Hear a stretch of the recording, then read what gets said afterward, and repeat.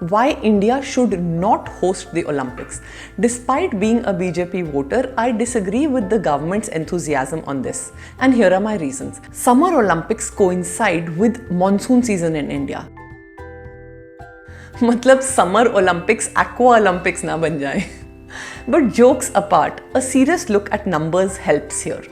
Hosting Olympics has become financially unviable and untenable.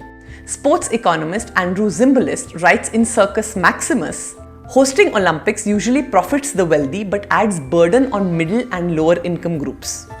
In recent times, Los Angeles Olympics has been the only profitable host because they already had huge existing sports facilities and they negotiated very favorable terms with the International Olympics Committee, IOC, has been claiming more revenue share as compared to the local hosts. Now, simplistically speaking, profit is revenue minus cost.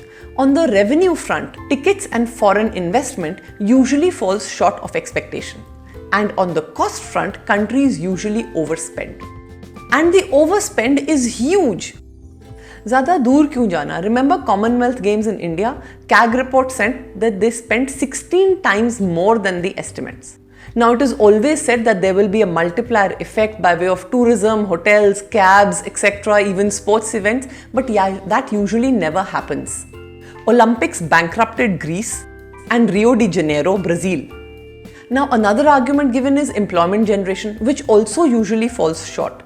In Salt Lake, 70,000 jobs were estimated and only 10% of that came through.